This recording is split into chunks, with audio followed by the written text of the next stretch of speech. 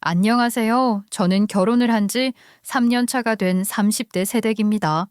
친구들의 표현을 살짝 빌리자면 새댁이라고 하기엔 너무 별의 별일을 다 겪은 헌댁 같은 느낌이라고 하더라고요.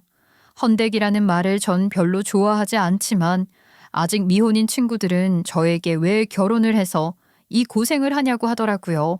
세상에 염치 없는 부류들이 많은 것 같습니다. 내 돈도 내 돈이고 내 돈도 내 돈이라고 생각하는 정신 나간 사람들이 왜 이렇게 많은 걸까요? 결혼을 하고 나면 안정감이 생긴다고 하던데 저는 시댁 인간들 때문에 불안한 마음만 하루 종일 달고 살아야 했습니다. 언제 어디서 무슨 사고를 칠지 모르는 인간들이었으니까요.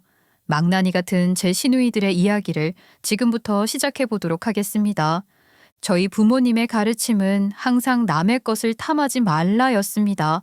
특별한 종교를 믿으셨던 것도 아니었고 또 남에게 큰 빚을 졌다거나 남에게 돈을 떼었다거나 하셨었던 것은 아니었지만 남의 것을 탐해서 결코 좋은 꼴을 볼 수 없다고 생각하시는 분들이셨어요. 저희 아버지께서는 직업이 훌륭하셨어요. 직업에 귀천이 있는 것은 아니라지만 저희 아버지께서는 후배들에게 존경을 받는 검사셨어요. 아버지께서는 늘 청렴하셨고 비리라는 것을 모르시는 분처럼 올곧게 행동하셨습니다. 다른 검사님들도 대부분 같으시겠지만 일부에는 비리를 저지르는 사람들도 많이 있잖아요. 저희 아버지께서는 단 한 번 뒤로 청탁을 받으신다던가 학연, 지연, 혈연으로 이루어졌다고 살펴봐 준다던가 하는 일이 없었습니다. 그래서 존경을 하는 사람들도 많았지만 그만큼 아버지를 탐탁치 않게 바라보시는 분들도 많았습니다. 적당히 받을 건 받아야 사회가 돌아간다고 말하는 선배들도 덜어 있었다고 했어요. 저희 아버지께서는 외골수였습니다. 법정에서 싸움을 하고 정의를 위해 한 걸음 더 내디드시는 분이셨어요. 본인의 바른 선택으로 인해서 많은 사람들이 억울하지 않았으면 하셨습니다. 그렇게 법 앞에서 평등해야 한다고 생각하시는 분이 뒤에서 뭔가를 받아 챙기면 안 되지 않겠냐고 저에게 늘 욕심을 부려서는 안 된다. 남의 것을 탐하지 말라고 가르치셨습니다. 그리고 저에게도 그런 개념을 심어주시기 위해서 어릴 때부터 노력을 하셨습니다. 사실 어릴 때 친구들이 좋은 물건을 가지고 있거나 유행하는 만화 영화와 관련된 상품을 들고 있으면 탐이 나기 마련 아니겠습니까? 필통이라든지 가방이라든지 그런 게 저도 눈에 들어오고 가지고 싶다는 생각을 했었거든요. 하지만 아버지께서는 노력 없이 그런 물건을 쉽게 가지려고 하면 안 된다고 하셨습니다. 어릴 때 딸에게 모든 걸 다 해주고 싶은 부모의 마음도 당연히 있으셨지만 세상에 가지고 싶은 걸 당연하게 가질 수 없다는 것도 알려주려고 하셨었어요. 제가 친구의 물건을 마음에 들어하면 저에게 그 물건이 필요한 이유에 대해 설명을 해보라고 하셨습니다. 저는 그냥이라는 핑계를 댈 수 없었어요. 그냥이라고 말을 하는 순간 아버지께서는 안 된다고 딱 잘라 말을 하셨었어요. 제가 바닥에 누워서 떼를 쓰면 그 자리에서 그런 행동은 안 된다고 엄하게 저를 혼내셨었습니다. 아버지는 너무나도 자상하고 눈에 늘 사랑을 가득 담고 저를 지켜주셨지만 그런 부분에서는 누구보다 엄하셨거든요. 저는 필통을 하나 바꾸고 싶어도 마음에 드는 필통을 가지려면 그 필통의 장점에 대해 설명을 해야 했습니다. 어릴 땐 이게 너무 가혹하다는 생각을 하기도 했어요. 고작 필통 하나를 바꾸고 싶을 뿐인데 3,000원밖에 하지 않는 필통 하나에 이렇게까지 장점을 설명해야 하나 싶었거든요. 친구들은 문구점 앞에서 엄마 손을 잡고 이거 사줘. 말 한마디만 하면 턱턱 가질 수 있는 물건인데 저에게는 필통의 실용성부터 지금 가지고 있는 물건에서 새로운 물건으로 바꿔야 하는 이유까지 타당해야 했으니까요. 그런데 이게 제 인생에 도움이 되는 일이더라고요. 저는 물건을 하나 살 때에도 신중하게 저에게 꼭 필요한 물건이 맞는지에 대해 고민을 하게 되었어요. 그게 성인이 되어서는 저축을 더 할 수 있는 여유를 만들더라고요. 저희 아버지께서는 항상 논리가 타당해야 한다고 생각했던 분이셨기 때문에 저는 대학 생활을 하면서도 조별과제 발표에 장인이 되었죠. 사실 조별과제라는 것이 결국에는 교수님을 설득해야 하는 일 아니겠습니까? 어릴 때부터 부모님을 설득했던 버릇이 있어서 그런 건지 저는 앞뒤가 안 맞는 주장은 잘하지 않았습니다. 그래서 동기들 사이에서 별명이 똑 부러진다고 똑이었어요. 저와 조별 과제를 하게 되면 무조건 A+를 받을 수 있다는 소문이 돌아서 다들 저와 함께 과제를 하려고 했습니다. 저도 부모님의 머리를 물려받은 건지 생각보다 똑똑했어요. 물론 아버지만큼의 비상함은 없었기 때문에 법조 계열에서 일을 하는 것은 꿈도 꾸지 않았지만 그래도 인문계 대학을 나와서 최고의 아웃풋이라는 치킨집 사장을 한 것은 아니었고 나름 알아주는 대기업에서 인수한 소셜 커머스 회사에 들어가게 되었습니다. 여러분들도 자주 이용하시는 빠른 배송을 장담하는 그런 대형 마켓 쇼핑몰에 입사를 하게 되었다는 것이지요. 나름 연봉도 괜찮고 뜨고 있는 회사라서 정년도 보장이 될 것 같고 저는 무척이나 뿌듯했었습니다. 그래도 우리 집안에서 대대손손 법조인이 하나씩은 나와야 하는데 말이야. 나는 유정이가 변호사는 알 줄 알았더니 할아버지 애초에 법대를 진학하지 않았는데 변호사는 무슨 변호사예요. 그리고 저 이번에 들어간 회사가 나름 알아주는 회사라고요. 요즘은 일반 대학 나와도 따로 공부해서 변호사가 될 수 있게 되지 않았냐. 공부를 더 해가지고 덕을 쌓아야지. 여태 공부만 하다가 겨우겨우 취직한 건데 좀 예쁘게 봐주시지 왜 잔소리라고 그러세요. 앞으로 잔소리할 거면 저한테 용돈 주세요. 할아버지한테 애교 있게 말을 했지만 제 또래 친척들 중에서는 제가 성적도 제일 좋고 아마 저희 아버지께서 검사셨으니까 할아버지께서는 제가 로스쿨에 진학을 해서라도 법조계에서 일을 할 거라고 생각하셨던 모양입니다. 손주들의 성별에는 관심도 없었던 할아버지였지만 집안에 한데 법조인 하나는 나와야 하지 않겠냐는 고루한 생각은 하고 계셨던 분이셨죠. 저에게 매번 볼 때마다 아쉽다는 듯이 이야기를 하셨지만 저는 직장에 취직해서 하는 일이 너무 재미있고 행복했었습니다. 회사에 출근하는 게 즐거운 직장인이 있을 리가 있겠어요? 저도 당연히 출근길이 싫고 집에서 쉬고 싶다는 생각이 굴뚝 같았지만 그래도 제가 하는 일 자체는 저에게 잘 맞는 일이라 기쁘게 할 수 있었다는 거죠. 제 나이가 28살이 되었을 때 드디어 입사 이후 신입이라는 타이틀에서 벗어날 수 있었습니다. 신입에서 벗어났다고 해서 저에게 주어지는 임무가 많은 것은 아니었습니다만 가격에 대한 메리트가 가장 중요한 실시간 소셜 커머스였기 때문에 다른 사이트에서 상품을 비교하고 또 각종 식품 회사들과 딜을 맞춰야 해서 정신없이 바빴어요. 저 같은 MD 업무를 맡고 있는 사람들에게는 업체와의 딜이 가장 중요했어요. 다른 사이트보다 더 최저가로 판매할 수 있다면 그거만큼 회사와 고객에게 이득이 되는 일이 없었기 때문이었습니다.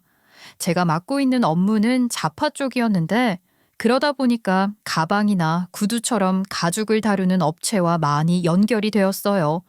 가끔 정말 품질이 좋고 브랜드는 없지만 대중들에게 인기화되어 있는 디자인을 내는 가방 업체들을 찾아다니면서 가격 흥정도 하고 하는 외근을 뛰기도 했는데 남편은 그렇게 만나게 되었습니다.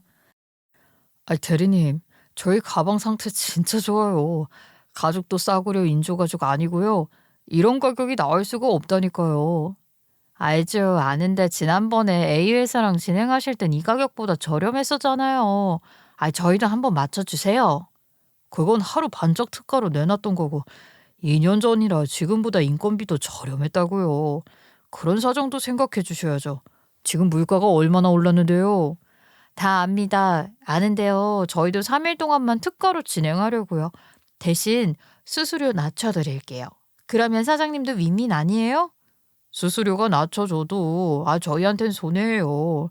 애초에 자사몰에서도 괜찮게 나가는데 대리님 그럼 저희 진행 안 하겠습니다. 남편은 딱 잘라 거절을 했어요. 남편은 가죽 가방을 만드는 회사에서 일을 했는데 저보다 직급도 높고 일을 한 지도 오래된 사람이었어요. 20살이 되자마자 가죽 공장에서 일을 하다가 가방을 만드는 것이 재미있어 보여서 수제 가방을 만드는 곳으로 이직을 했대요. 그 경력을 쌓고 쌓아 꽤 가볍게 들 수 있는 중저가 브랜드 가방 회사에서 일을 하고 있다가 저를 만나게 된 것이었습니다. 처음에는 저희 두 사람의 사이가 좋아질래야 좋아질 수가 없었어요. 왜냐하면 가격 경쟁을 위해서 서로 싸워야 했기 때문이었습니다. 저는 괜찮은 제품을 저렴하게 들여오고 싶었고 남편은 본인의 회사 제품에 자신이 있었기 때문에 가격을 후려치지 않아도 판매량이 괜찮다고 생각하고 있었기 때문이었죠. 결국에는 서로 원하는 가격 딱 중간 지점에서 타협을 보고 판매를 하게 되었고 소위 말하는 대박이 나게 되었습니다.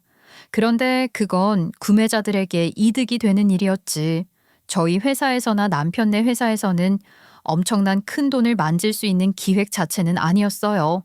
저희 회사도 수수료를 낮췄기 때문에 기대 수준보다는 수익 정산이 조금 낮았고 남편도 원하는 가격보다 낮은 가격으로 판매했기 때문에 수익이 크지 않았죠. 그래도 저희는 판매량에서 압도적인 매출을 낼 수 있었고 그래서 제일 고생한 저희 두 사람이 조촐한 회식을 하게 되었습니다. 그때 남편과 대화를 하면서 꽤 많은 것을 느낄 수가 있었어요. 남편은 생각보다 진중한 사람이었고 본인이 하는 일을 진심으로 사랑하는 사람이었습니다. 그건 저도 마찬가지였어요. 아무래도 일로 만난 사이다 보니까 서로에 대해서 아는 게 별로 없었는데 그렇게 회식 아닌 회식을 하다 보니까 다른 이야기들도 많이 나누게 되고 서로 향하는 목표도 비슷하고 또 앞으로 인생을 어떻게 살고 싶은지 미리 계획을 척척 세워두었다는 점도 통하는 게 많았어요. 일로 만났을 땐 깐깐한 사람이라고만 생각했는데 막상 다른 주제의 이야기를 하니까 마음이 잘 맞더라고요. 저희는 그렇게 가끔 대화를 나누면서 가끔 술도 한잔하고 서로 회사에 대한 불만도 토로하고 또 취미를 공유하며 같이 영화를 보기도 하고 그랬어요. 그게 바로 데이트였죠. 회사에서 일을 하면서 설레이는 일이 있을 리가 없잖아요. 몇 년 동안 그렇게 무미건조하게 회사만 다니다가 연애를 시작하니까 하늘 위를 둥둥 걷는 기분이더라고요. 제 나이 32살에 만난 남자친구였죠. 남편의 나이는 저보다 4살이 많았습니다. 하지만 그 나이 차이가 엄청나게 느껴지는 것은 아니었습니다. 어른스러운 모습도 있고 아이 같은 모습도 존재했었거든요. 아무튼 저희는 그렇게 잘 만나고 있었는데 어느 날 강남역에서 데이트를 하다가 어떤 여자 하나가 남편에게 아는 척을 하면서 다가오는 게 아니겠어요. 예쁘장하게 생긴 게 딱 봐도 20대 중반 정도로 보여서 저는 슬쩍 긴장을 했죠. 혹시나 전 여자친구일까봐 제가 너무 못나 보이긴 싫었거든요. 남편의 옆에 당당하게 서서 누구시냐는 얼굴을 하고 있는데 그 여자가 저를 위아래로 쭉 훑어보더니만 우리 남편 팔에 팔짱을 딱 끼는 게 아니겠습니까?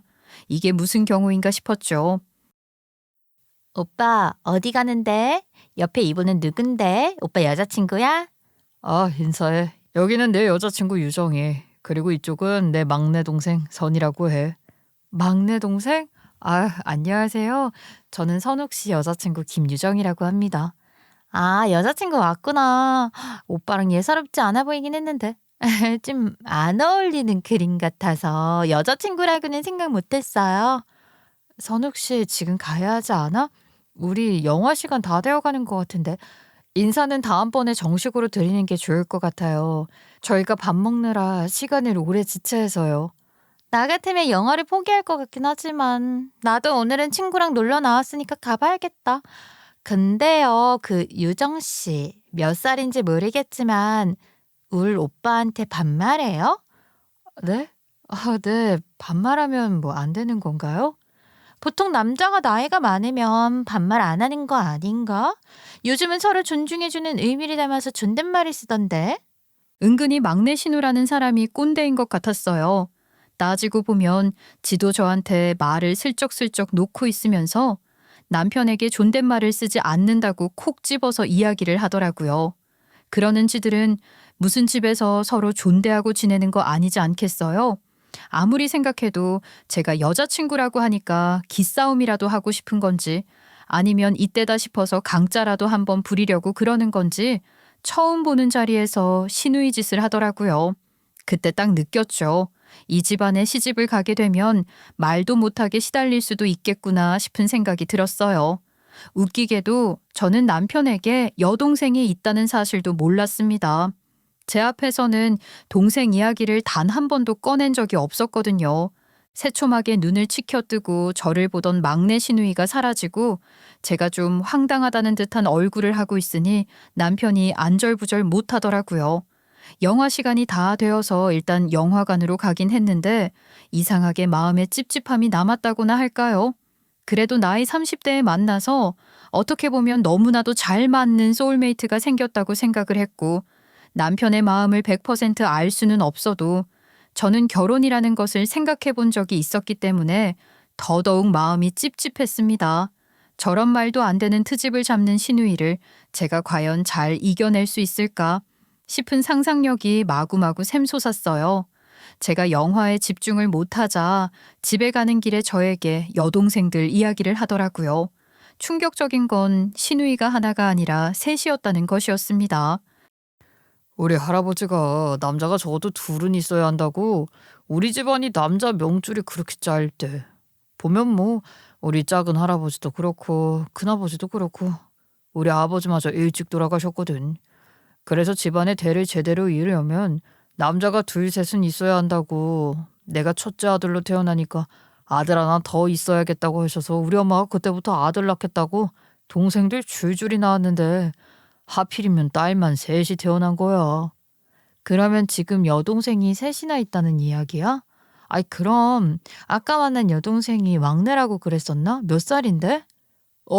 막내 동생 선이. 내가 선욱이, 둘째가 선영이, 셋째가 선아, 막내가 선이. 선이는 지금 28살이야. 나랑 8살 차이 나. 선영이는 2살 어리고 선아는 4살 어리고 선이는 8살 어리고. 나이 차이가 꽤 나는구나. 나도 오빠가 있지만 오빠랑은 그닥 친하지는 않는데. 아니 아예 연락도 잘 안 해. 명절에만 인사하고 지내지. 근데 선욱 씨는 아닌가 봐. 아무래도 그렇지. 아버지가 내가 20살 때 돌아가셔서 동생들은 어렸었거든. 그래서 내가 아버지 역할을 대신했었지. 남편은 저에게 사색에 잠겨서 말을 하더라고요. 본인이 20살이 되었을 때 시아버지께서 암으로 고생을 하시다가 돌아가셨다고 하더라고요. 남편이랑 연애를 하면서 남편이 건강관리에 힘을 쓰고 있다는 사실은 알고 있었는데 그런 사정이 있는 줄은 몰랐어요. 건강검진을 회사를 다니다 보면 1년 혹은 2년에 한 번씩 하잖아요. 그런데 남편은 6개월에 한 번씩 병원에 가서 피검사를 꼬박꼬박 받았었어요. 몸에 안 좋다는 담배와 술도 전혀 하지 않았고 또 음식도 너무 맵고 짜게 먹으려고 하지 않고 건강한 식단을 찾아서 먹었었거든요. 운동도 꼬박꼬박 했었고요. 저는 그게 단순하게 건강하게 체력 관리를 하는 것이라고 생각을 했어요. 요즘 많이 있잖아요. 회사원임에도 취미로 헬스를 열심히 하는 사람이던지 바디 프로필이라는 사진을 찍으려고 노력하는 사람들이요. 남편도 자기 만족인 줄 알았는데 집안 내력이 있었던 겁니다. 남자들에게 유독 암이 많이 생겼었고 명줄이 대대손손 짧다고 했더래요. 그것도 사람마다 다른 거긴 하지만 남편은 시아버지께서 일찌감치 돌아가셨으니까 본인도 조심해야 한다고 생각을 했던 것 같아요. 거기다가 20살이 되자마자 그런 아픈 일을 겪게 되었으니 가족들이 한순간에 의지를 할 곳을 잃어버린 거나 마찬가지 아니겠어요. 남편은 어린 동생들을 위해서 어떻게든 먹고 살 길을 열어야 한다고 생각했대요. 시아버지께서 돌아가시면서 남긴 보험금이 많이 있었지만 그걸로 평생 동생들을 책임질 수 없다고 생각했겠죠. 바로 가죽 공장에 들어가서 일을 시작했고 지금 자리까지 오기 위해 하루도 허투루 살지 않았다고 했습니다. 동생들은 커가면서 남편을 아버지로 생각하며 모든 일을 남편과 상의를 했대요.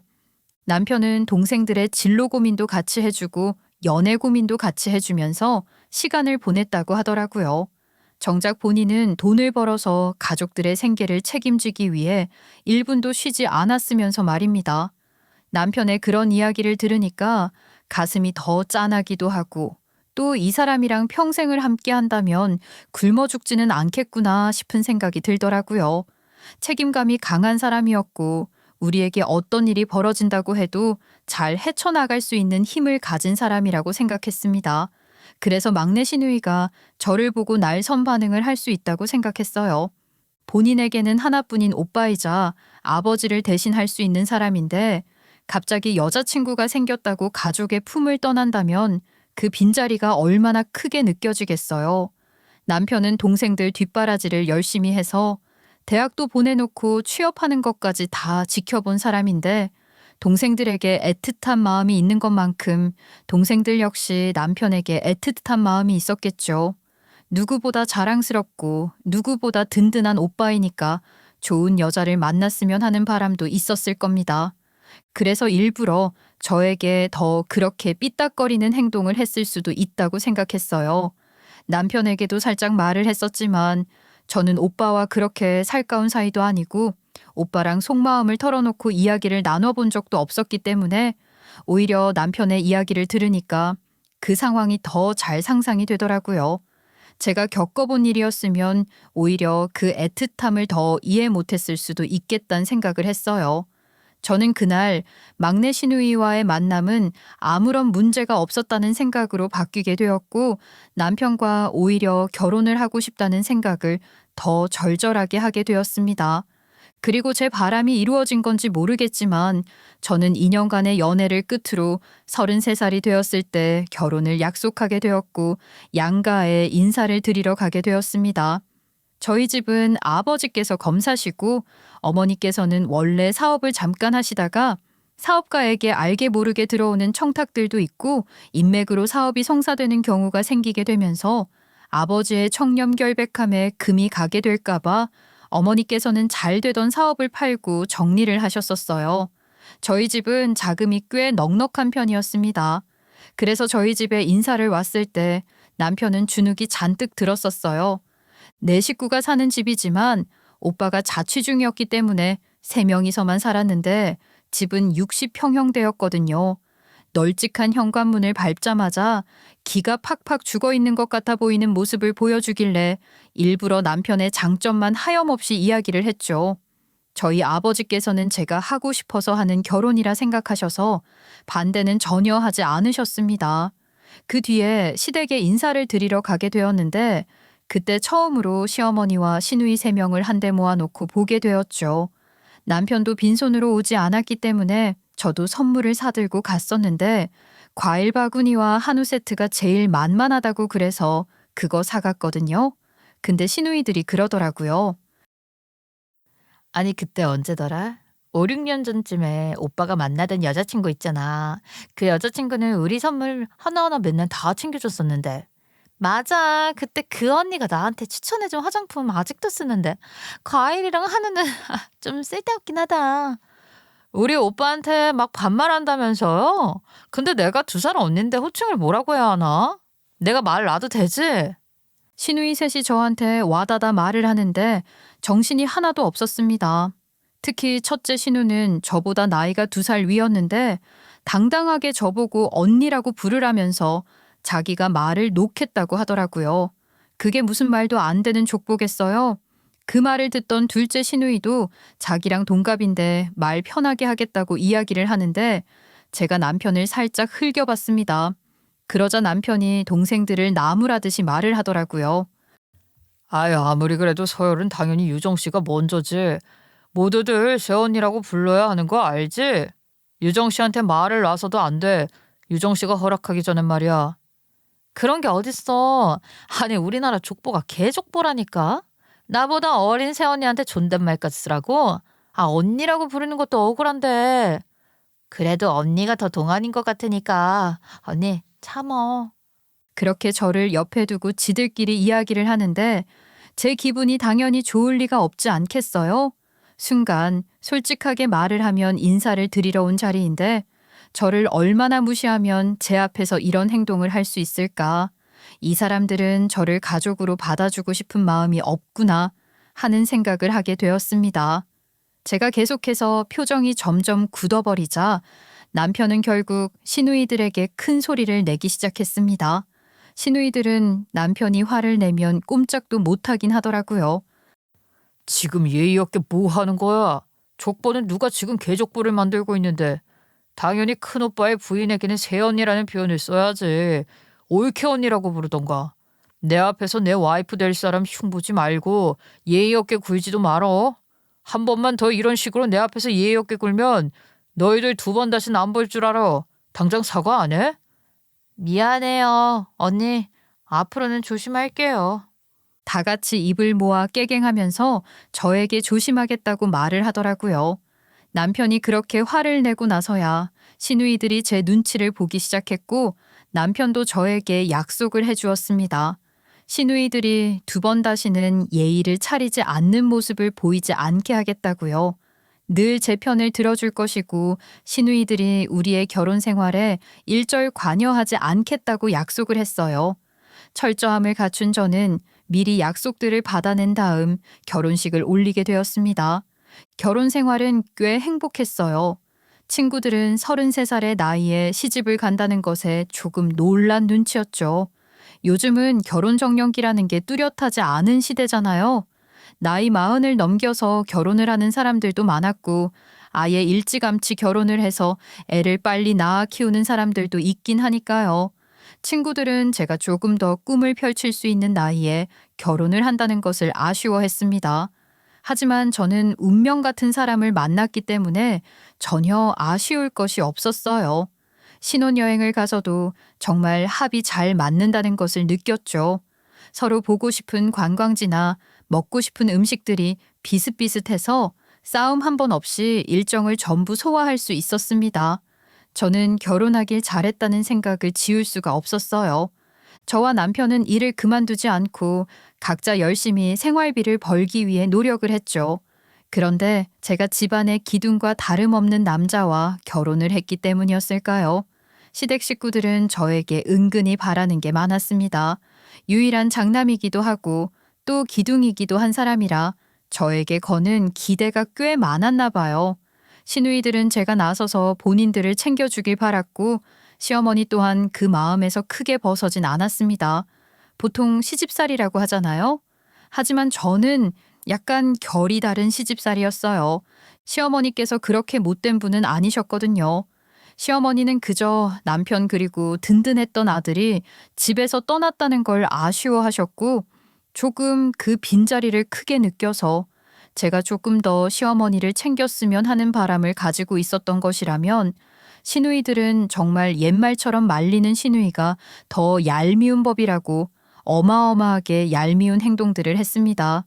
그리고 그런 행동들을 하는 것을 정당하다고 생각하고 있었고요. 그러니 저랑 자꾸 부딪힐 수밖에 없는 상황이 생겼죠. 언니, 혹시 다음 주에 우리 엄마 건강검진 있는데 언니가 같이 가줄 수 있어요? 내가 원래 같이 가는데 그날 하필 일이 좀 생겨서요. 다음 주 언제요? 주말이에요? 언니도 참 주말에는 문연 시간이 얼마 안 돼서 예약도 안 되고 평일에 가는 게 빨리빨리 돼서 편해요. 저는 출근해야 해요. 일이라는 게 제 마음대로 뺄 수 있는 것도 아니고요. 미리 회사에 말해서 연차 내면 되잖아요. 언니가 무슨 1인 사업하는 것도 아니고 좋은 회사 다니면서 휴가도 맘대로 못 써요? 저 이번 연도 연차 거의 소진됐어요. 결혼식 준비하고 신혼여행 다녀오고 하면서 쌓인 연차도 없는데 그것도 다음 주에 바로 내라고 하면 좀 그렇죠. 저도 미팅 일정이 다 있는데. 세상에. 그 회사는 새언니 혼자 일하나 봐? 나름 대기업에 붙어있는 회사라서 뭔가 다를 줄 알았더니 그것도 아니네? 연차도 맘대로 못 써? 그런 게 아니라 지금 제 개인 사정으로 쓸 수 있는 날도 없고 하니까 그렇죠. 그나저나 아가씨들은 왜 그날 시간이 안 되는데요? 첫째 신우랑 둘째 신우는 일을 해서 그렇다고 쳐도 막내 신우는 아직 취업 못했잖아요. 약속을 미루는 게 먼저 아니에요, 그럼? 그날 소개팅하기로 했는데 다른 날은 시간이 안 된다고 하잖아요. 언니가 좀 어떻게 해봐요. 아니면 그날 아프다고 하던가요. 무슨 회사를 구멍가게 출근하는 것처럼 생각을 하는 건지 말도 안 되는 요구를 하더라고요. 게다가 저는 일 때문에 난감한 거지 개인적인 약속 때문에 못 간다는 게 아니잖아요. 지는 다른 일도 아니고 소개팅 해야 해서 못 간다고 말을 하는 게 어이가 없더라고요. 그것도 시어머니 병원에 매번 따라갔던 막내 신우가 일부러 저한테 떠넘기고 싶어서 그러는 거라는 생각밖에 안 들었죠. 소개팅이라는 게 서로 만날 시간을 조율해서 만나는 거지 일방적으로 한 사람의 시간에 맞추는 것도 아니고요. 매번 시어머니 병원을 따라가기 귀찮으니까 이때다 싶어서 저러는 것 같았어요. 하지만 저는 정말 이를 뺄 수 없었고 그날에도 역시 막내 신우가 시어머니의 병원을 따라가는 듯 했습니다. 그런데 병원에 가 있을 시간에 시어머니께서 저에게 전화를 하신 거예요. 제가 업무 미팅이 있어서 전화를 못 받다가 미팅이 끝이 나고 전화를 드렸는데 다짜고짜 서운하다고 하시는 겁니다. 내가 말이야 혼자 병원에 다녀왔다.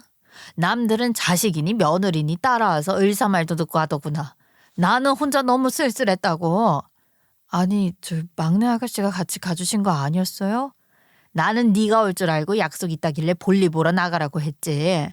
정말 너무한 거 아니냐? 다른 것도 아니고 결혼하고 처음으로 있는 내 건강검진인데 내가 혹시라도 나쁜 병에 걸렸다는 소리라도 들을까 봐 얼마나 마음을 졸였는지 모른다. 너는 참 애가 연락도 없고 서운하다 서운해. 저는 당황스러웠습니다. 왜 자식들을 놔두고 저한테 그런 말을 하시는 건지 이해할 수 없었어요. 막말로 그렇게 꼭 일을 빼고 가야 하는 자리였다면 제가 아니라 남편이나 신우들이 가는 게 맞는 거죠. 괜히 저한테 일 시키려다가 잘 안 되니까 화풀이를 하는 것으로밖에 안 보였습니다. 그런데 이 일이 그렇게 큰 일도 아니고 제가 남편한테 일러 바쳐야 하는 일인지 아닌지 모르겠더라고요. 저는 일단은 한번 참고 넘어가기로 했습니다. 결과적으로 잔소리가 섞인 서운하다는 말을 듣긴 했지만 저는 일을 빼지 않았으니까요. 한동안 또 조용하게 넘어갔습니다. 결혼 전에 시누이들에게 남편이 받아낸 약속 때문인지 시누이들은 시시콜콜 저에게 트집을 잡지는 못했습니다. 하지만 1년에 몇 번 시댁이 갑이 되는 날이 있지 않겠습니까? 바로 명절이었습니다. 시아버지께서 일찍 돌아가셨기 때문에 조촐하게 제사를 지내고 있다는 사실은 남편에게 미리 들어서 알고 있었습니다. 1년에 딱 한 번 제사를 드린다고 알고 있었어요. 시아버지 기일에요. 그런데 추석인데 제사상을 차리자고 시어머니께서 저에게 따로 연락을 하셨더라고요. 저는 남편에게 기일에만 제사를 지낸다고 미리 들어서 알고 있었기 때문에 시어머니께 갑자기 무슨 제사냐고 여쭈어 봤더니만 또 서운하다는 말투로 시아버지가 돌아가셨는데 당연히 제사를 지내야 하는 거 아니냐고 말을 하시더라고요. 제가 시집 왔을 땐 이미 기일이 지난 뒤였으니까 첫 명절이고 하니 들이시나 보다 했죠. 추석 연휴 첫날 시댁에 갔어요. 시어머니께서 추석 전날 제사를 미리 드리자고 하셨거든요. 그런데 제가 도착을 하니까 집거실에 손질을 해야 할 재료가 정말 산더미처럼 쌓여 있는 거예요. 제 생각엔 이걸 다 준비하려면 밤을 꼴딱 새워야 할 것 같았어요. 어머니, 매번 이렇게 많은 양의 음식을 차리셨어요? 제가 그 얘기 듣기론 그냥 간단하게 형식만 갖춘다고. 며느리가 들어왔는데 이 정도는 준비해야 하는 거 아니니? 내일 제사 지내려면 부지런히 준비해야 된다. 네? 오늘 드리는 거 아니었어요? 그래서 원래 오늘 친정 갔다가 내일 오려고 했었는데 날짜를 바꾼 건데요? 친정은 그 연휴 마지막 날에 가면 되는 거 아니냐? 오늘 재료 손질해놓고 여기서 자고 내일 아침에 부지런히 볶고 지지고 데우면 돼. 아니요, 어머님. 그이랑 이야기한 건 오늘 제사 지내고 내일 친정 갔다가 연휴 마지막 날에 쉬자고 했었는데. 내일 친척들 다 온댄다. 너 결혼하고 처음 맞이하는 명절인데 친척들에게 인사는 올려야 하는 거 아니니? 다른 날도 아니고 명절인데 우리 집안 기둥이랑 결혼을 했으면 그 정도는 당연히 예상했었어야지. 집안의 대들보랑 결혼하는 게 어디 쉬운 일인 줄 알아?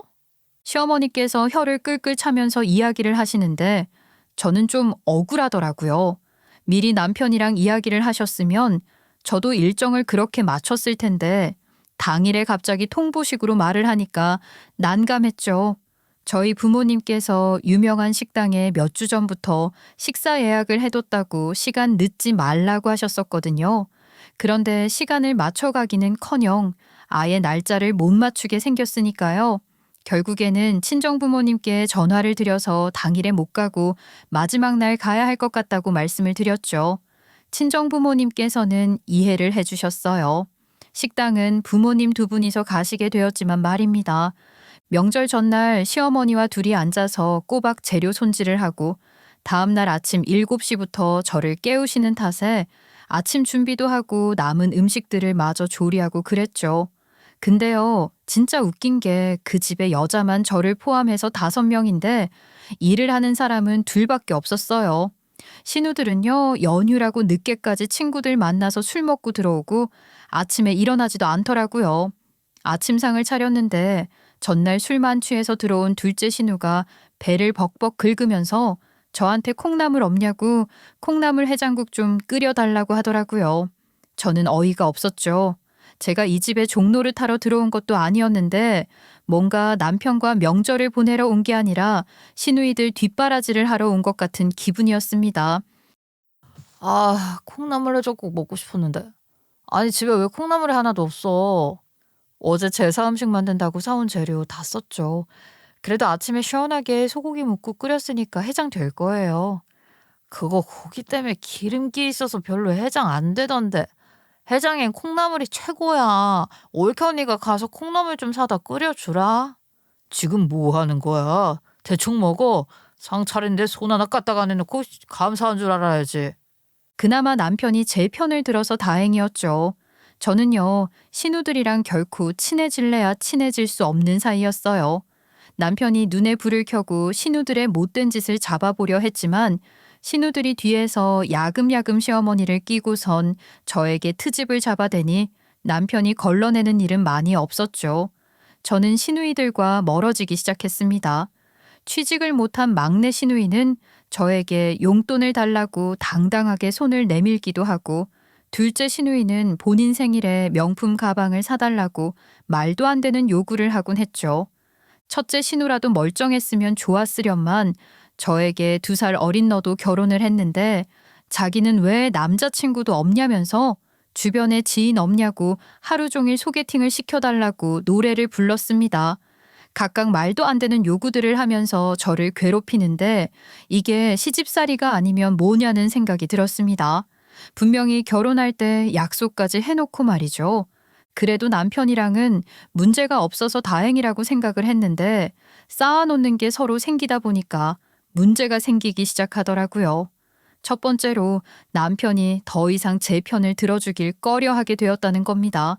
시누이들이 저에게 트집을 잡을 때마다 남편에게 일러 바쳐서 남편이 신우들에게 그러지 말라고 잔소리를 하게 만들었었는데 신우들이 울면서 남편한테 서운하다고 했다는 겁니다. 왜 맨날 제 편만 드냐고 자기네들의 든든한 오빠이자 아빠로 돌아와주면 안 되냐고 울었대요. 이게 남매의정이 너무 끈끈한 것도 안 좋더라고요. 남편이 한순간에 시누이들에게 미안함이라도 느낀 것인지 저에게 타겟을 돌리는 겁니다. 제가 먼저 살갑게 다가가면 다들 착한 동생들이라 잘 받아줄 텐데 제가 마음을 열지 않아서 동생들이 더 뻗대는 거 아니겠냐고요. 저는 황당했습니다. 시누이들이 먼저 저만 보면 트집을 잡기 바쁜데 제가 왜 마음을 열어야 하나요? 그건 호구죠. 그런 의견이 부딪히다 보니까 결혼 2년 만에 남편이랑 급격하게 멀어지게 되었어요.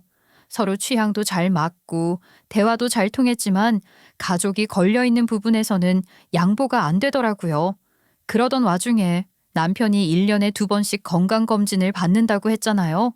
간에서 문제가 조금 발견된 겁니다. 암이라든지 큰 병은 아니었지만 간 수치가 많이 높고 지방간이라서 관리를 하지 않으면 안 된다는 이야기를 들은 겁니다. 가족들은 비상에 걸렸어요.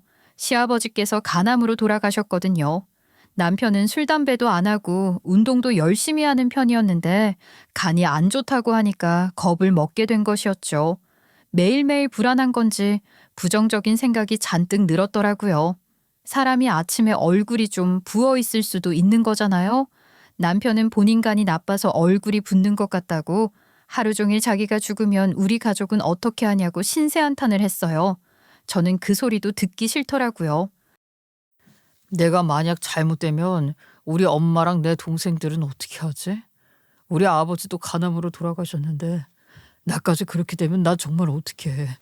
우리 가족 눈에 밟혀서 이승을 떠나지도 못할 것 같아. 나 정말 무서워 죽겠어. 내 동생들, 우리 엄마가 얼마나 슬퍼할까. 여보, 내 생각은 하나도 안 들어? 어떻게 하루 종일 시어머니랑 신우들 얘기만 할 수가 있어? 당신이 먼저 떠나면 나도 슬퍼. 그런 소리 좀 하지 마. 당신이랑은 그래봐야 몇 년 안 됐잖아. 아이, 우리 가족은 평생을 함께 했는데 당연히 각별할 수밖에 없지. 당신이 죽을 병에 걸린 것도 아니고 수치만 높다잖아. 앞으로 계속 식단 관리도 하고 운동도 하고 추적 검사도 할 건데 왜 그러냐고. 아, 진짜 당신은 너무 이성적이다. 내가 불안해하면 나에게 공감을 해주고 위로의 말을 해줄 수 있는 거 아니야? 그렇게 나한테 걱정하는 걸 질책하듯이 말을 하며 속이 시원해? 내 동생들 돈도 많이 벌지도 못해. 시집도 가야 하고. 걔네들 돈 모아서 언제 시집 가고. 아, 우리 엄마는 그럼 누가 책임져?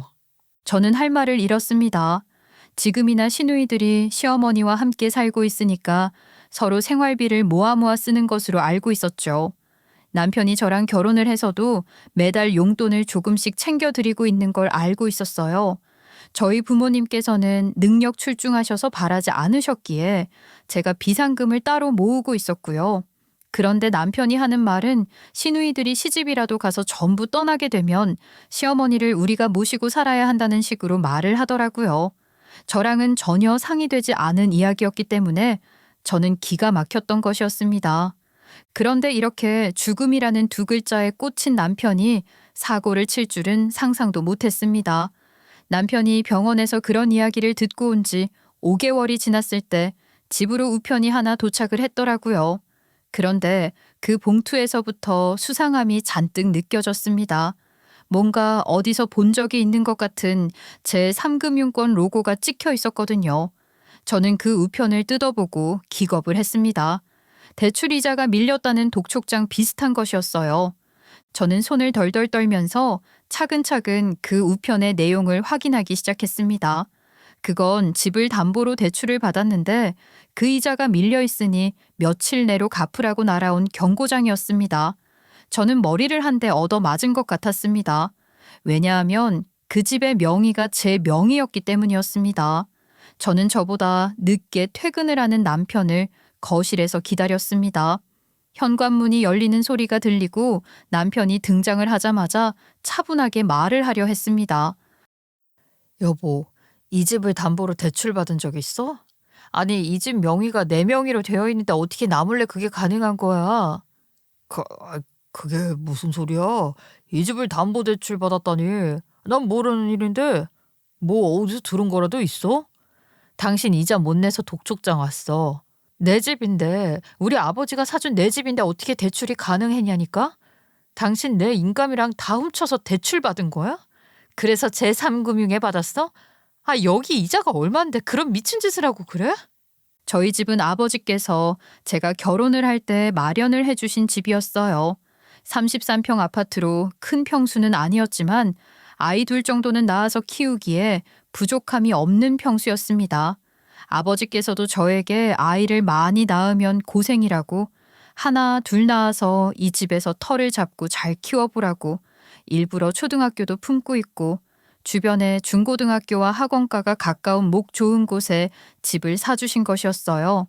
아버지께서 직접 이리저리 발품 팔아 알아봐 주신 집이었기 때문에 저에게는 더 소중한 의미가 있는 집이었는데 남편이 저에게 말도 없이 몰래 대출을 받았다는 겁니다. 제 인감을 들고 저 몰래 이런 일이 가능하다는 것도 상상하지 못했었던 일이었어요. 그게 내가 돈이 좀 필요했어. 당신에게 말을 해도 안 될 것 같아서 내가 당신 인감으로 돈을 좀 빌렸어. 솔직히 우리 둘이 갚으면 금방 갚을 수 있는 돈이야. 이 집 걱정 안 해도 된다고. 장난쳐? 이자를 2달 밀렸다고 바로 독촉장까지 보내오는 악덕 금융업체에 돈을 빌리다니. 제정신이냐고. 도대체 얼마 빌린 건데? 그게 너무 놀라지 마. 나도 받아야 해서 받았던 것뿐이야. 이 집이 그래도 위치도 좋고 집값도 괜찮아서 3억 정도 나오더라고. 뭐 3억? 그럼 지금 3억을 전부 대출을 땡겼단 말이야? 연이자가 이렇게 높은 곳에서? 당신 미쳤어?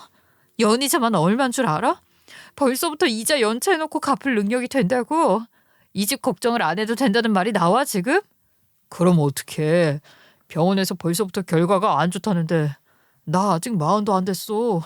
근데 우리 아버지처럼 그렇게 떠나버릴 수도 있다는데 내 동생들 걱정이 안 되겠어? 내 손으로 내 동생들 시집은 보내줘야 할 거 아니야. 그럼 지금 3억을 대출받은 이유가 신우들 때문이라고? 신우이들 시집 보내겠다고? 남자친구도 없는 신우이들 때문에 그랬다고? 미쳤니 너? 장인어른은 돈 많으시잖아. 당신네 집은 그래도 넉넉하잖아. 우리 집 돈 없는 거 봤잖아.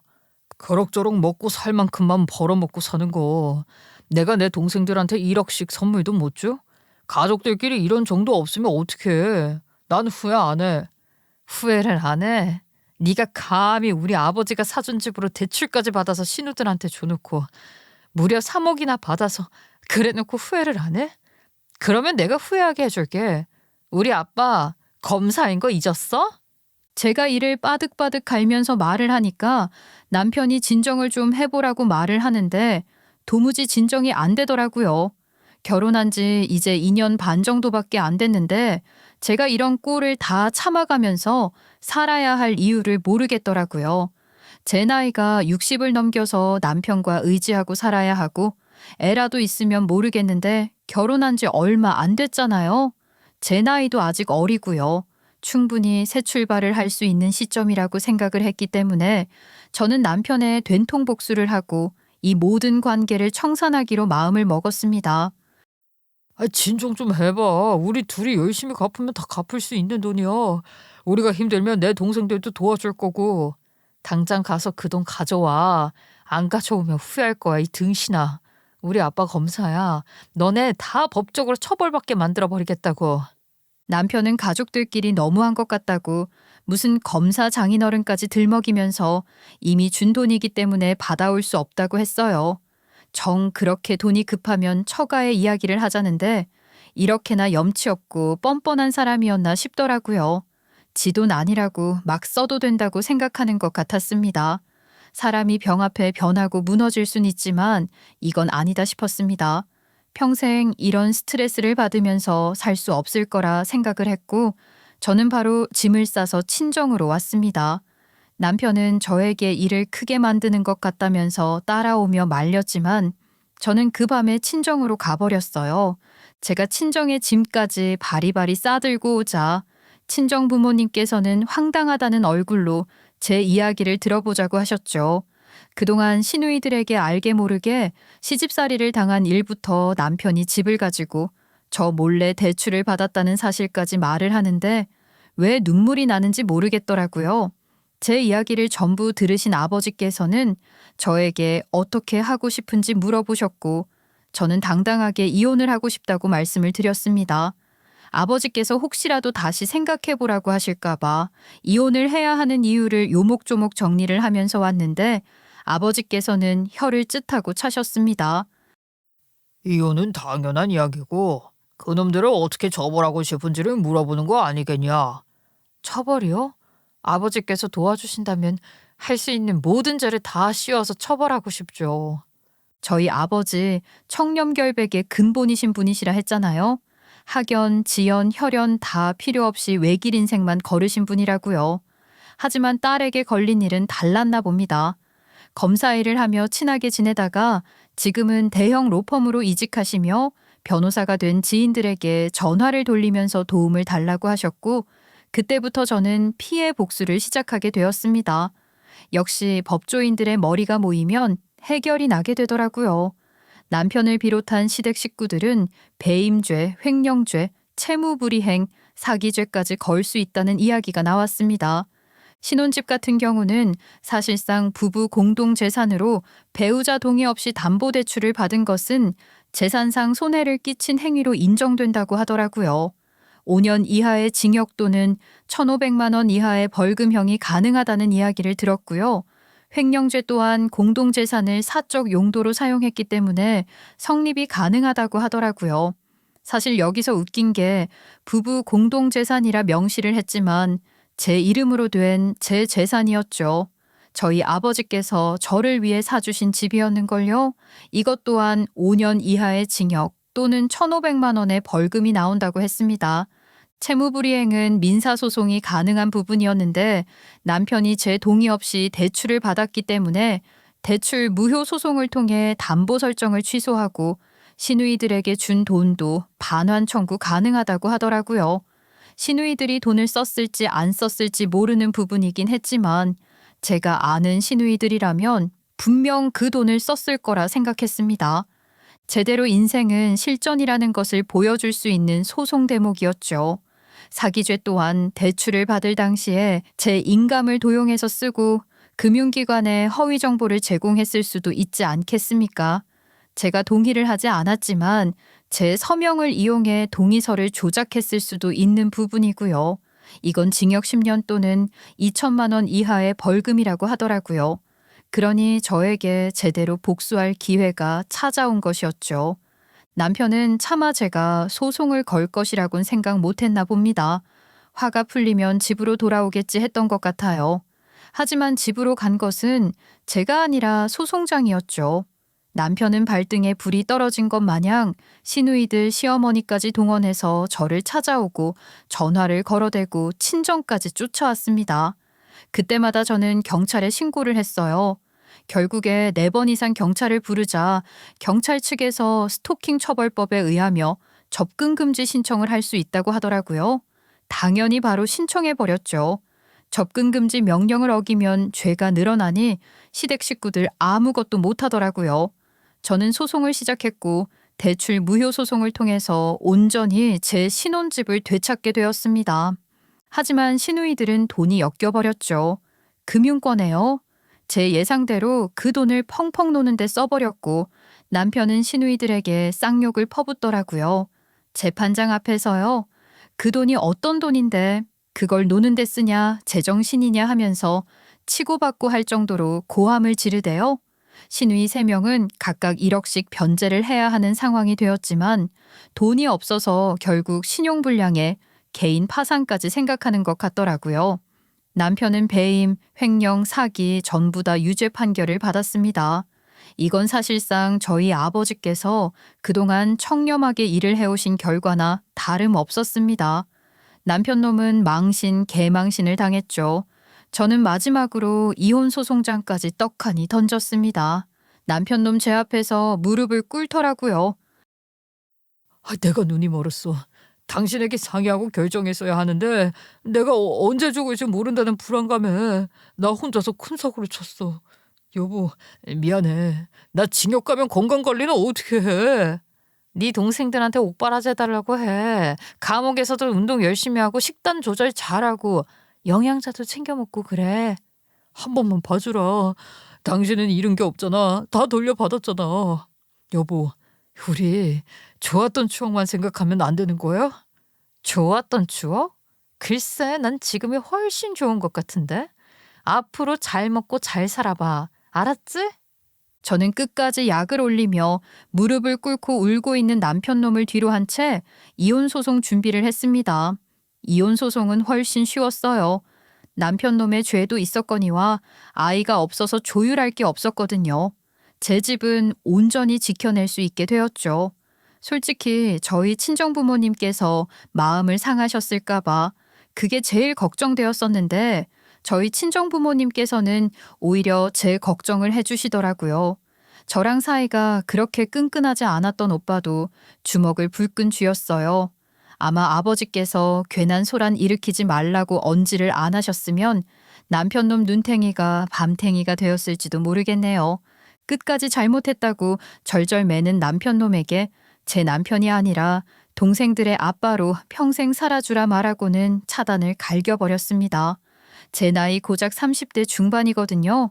제 인생 앞으로 수십 년이 더 남았는데 이깟 거 빨리 청산해버려야 앞이 창창하지 않겠습니까? 저는요, 여태까지 똑부러지게 살았다가 한번 딱 꺾인 것이라 생각합니다. 더 똑부러지게 살기 위해 인생 공부했다고 생각하려고요. 나쁜 일일수록 털털 빨리 털어내야 미래에 대한 발전이 있다고 생각합니다. 부디 딸처럼 생각해 주시면서 저에게 잘했다는 용기의 말 한마디 부탁드립니다. 그럼 제 사연 여기서 마치도록 하겠습니다. 감사합니다.